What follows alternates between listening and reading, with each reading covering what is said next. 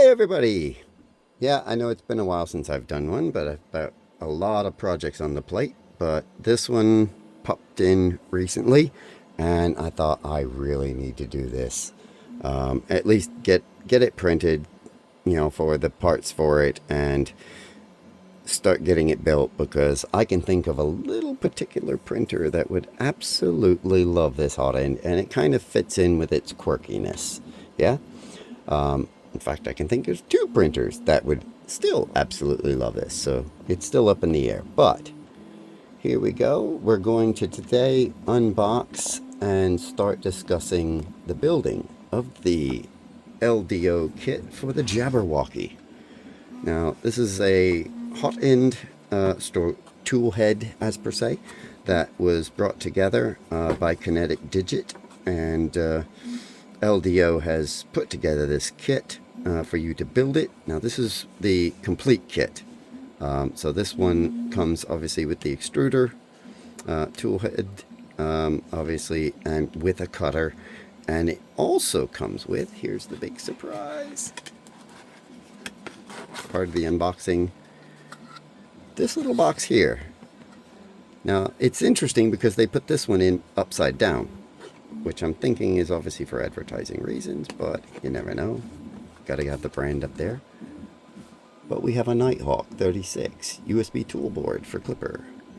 I thought, well, I have one printer that predominantly uses USB by design. And that's why I'm thinking on the printer that this is currently sitting on, which is also, funnily enough, making parts for the bigger one, Frank. But needless to say, so let's go ahead and get these two bad boys out. Let's see what's in the box, and then I'll show you the printed parts.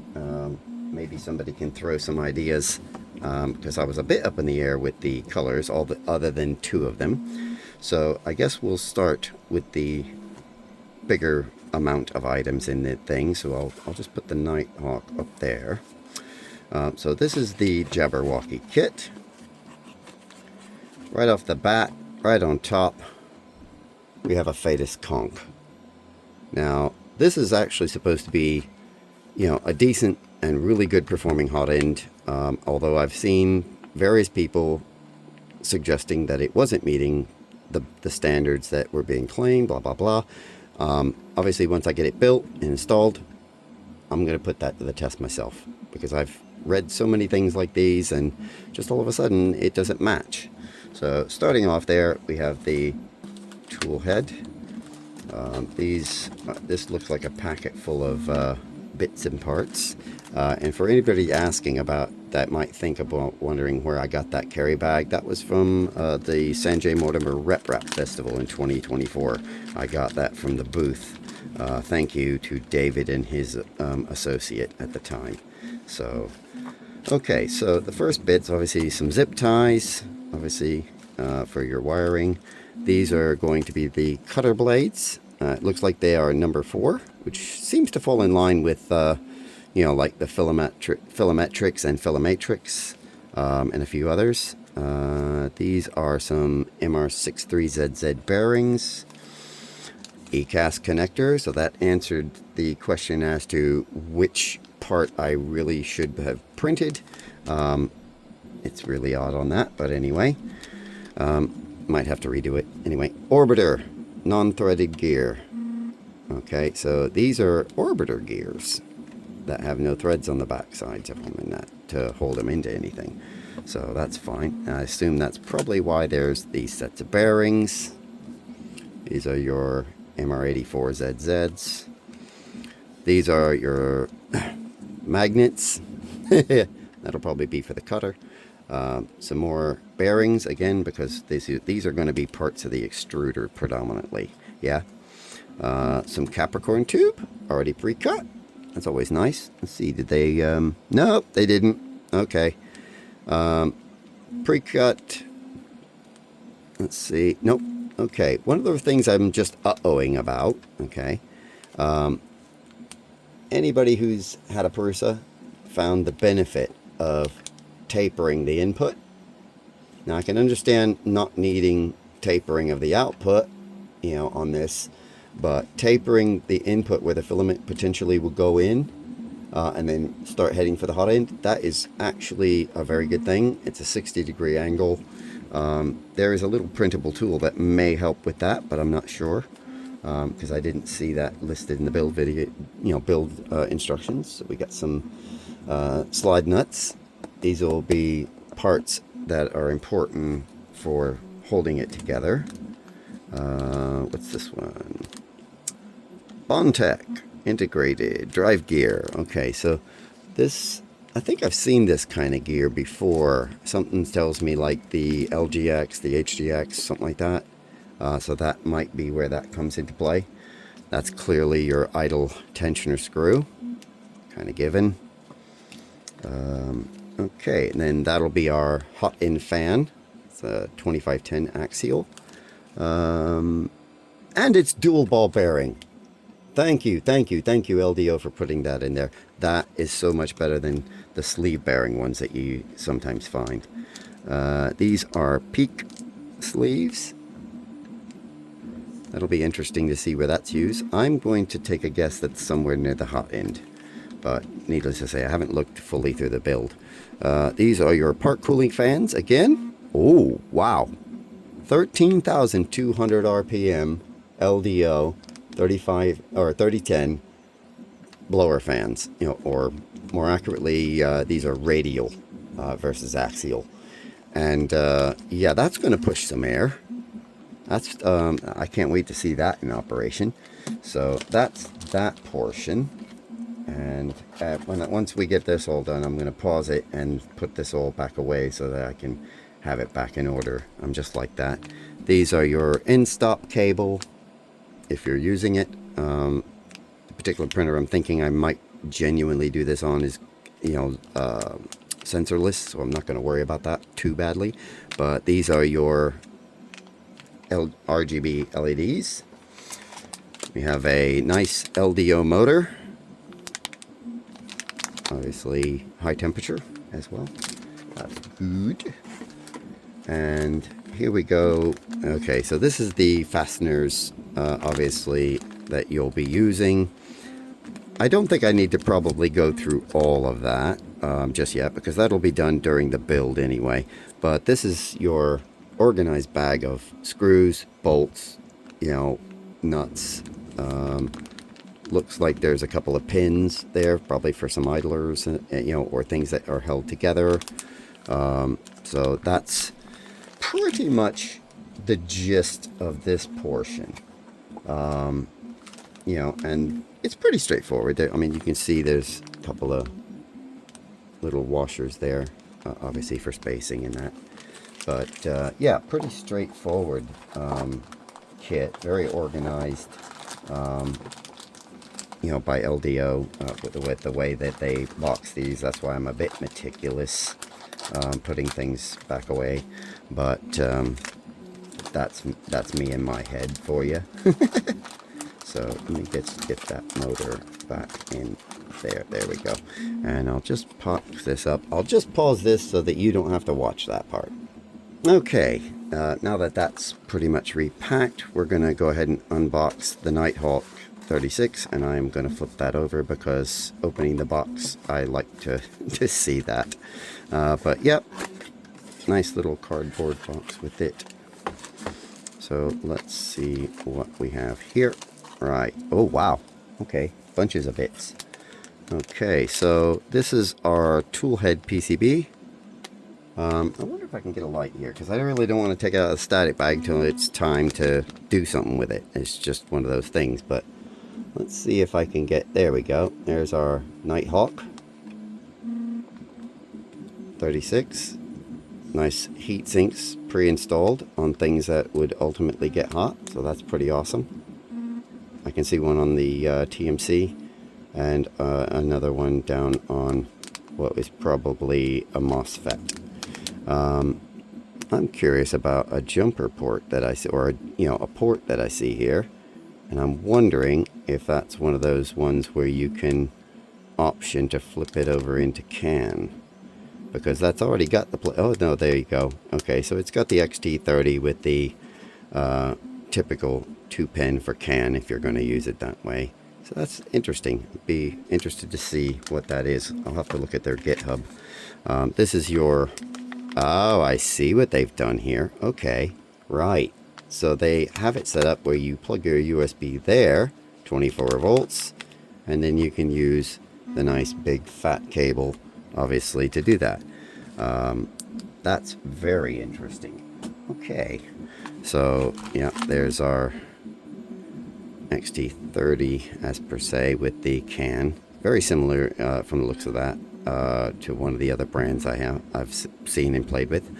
This is rather clever. I'll have to look into that pinout wise, because the printer I'm thinking and hoping to make it work on actually uses a similar Molex but with a lot more pins. So what else do we got in here? Okay, so we've got power, obviously to go to your power supply, and this looks like color wise I'd say that's probably going to be if you have a touch sensor of some kind or that. So jumpers, ferrules, very nice. Nice plethora of connectors. I mean, obviously, there we go, Microfit 3. That's it. So if you're going to make your own cable, you can. And then obviously just general machine screws, standoffs, which you'll probably need. And then, of course, a USB cable to attach to your MCU host or update the firmware, whatever you're going to do. Fantastic. Very simplistic. That is... The easiest part of these things is, you know, showing you what comes in the box, as per se. Now, I'm just going to say, this was sent to me by LDO because I was speaking with them about it sometime recently, expressing my interest, but they have not asked for me to actually do this video. And yes, they have sent it to me free of charge. So I will state that up front, but there was no obligation for me to share this with you. I'm just excited about it because I like the look of the design, yeah?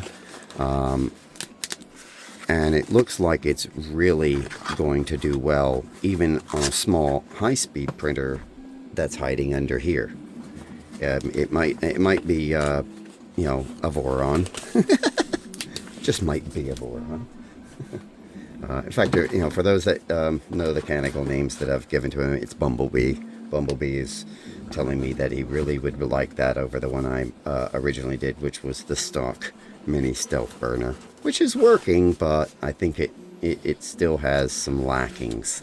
But so there's our Jabberwocky Kit unboxing.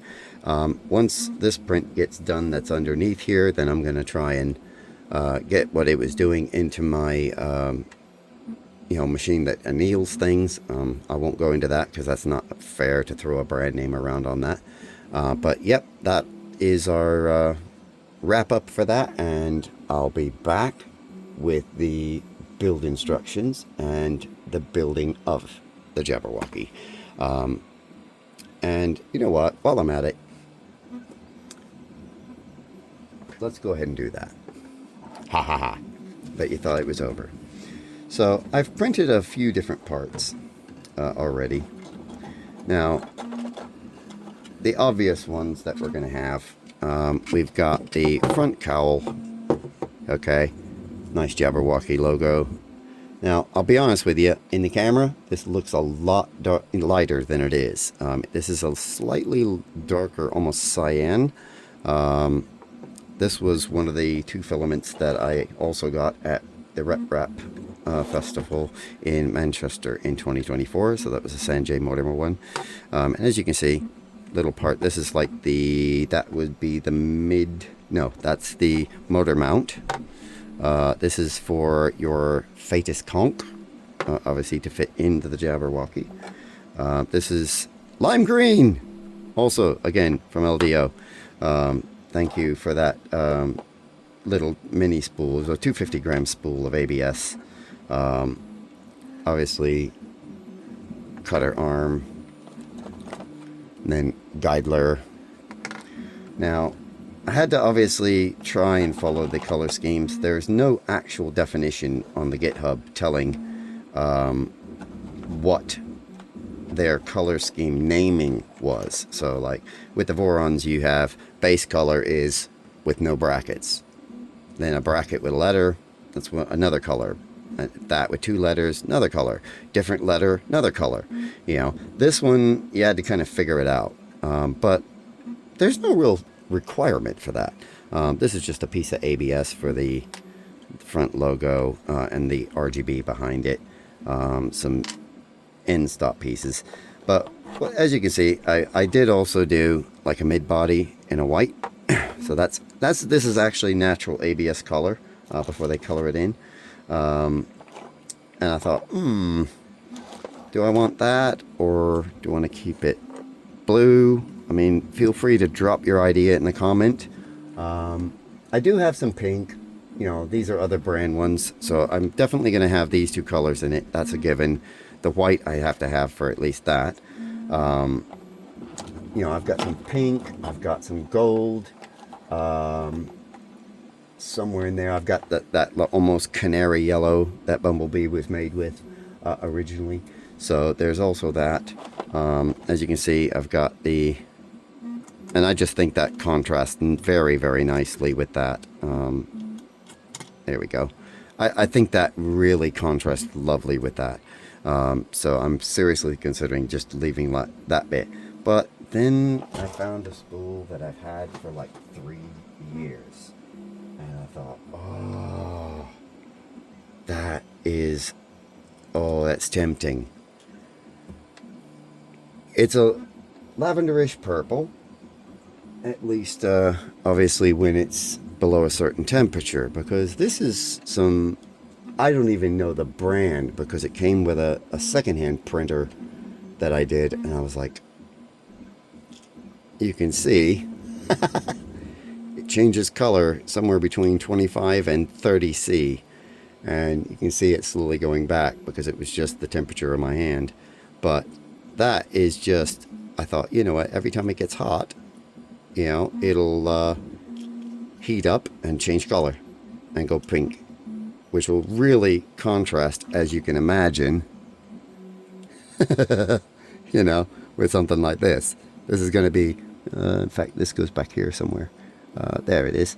So, I mean, you can see that's going to really contrast with that color-wise. But the fact that it's thermochromatic, and there's a couple of companies I found on Amazon UK that I hadn't heard of before. I've never tried them. But they also do thermochromatic, and it is a bit pricey. So if any of the brands that I've had the pleasure of testing with, if you ever think about thermochromatic, or if you're already doing it, definitely reach out to me. I'd love to give it a try, because I love this concept that just holding your object or heating it slightly, just with a little bit of friction, it's like painting with your fingers. And just holding it, as you can see again. So what do you think, people? Should I go with this? Obviously, even with the thermochromatic Jabberwocky logo, should I put the lime green one in there maybe, since the rest of it's already thermal? Where should I go with this? What do you think? Like I said, I've got a few other colors of ABS that I've mentioned, but I don't have a wide selection of colors on those.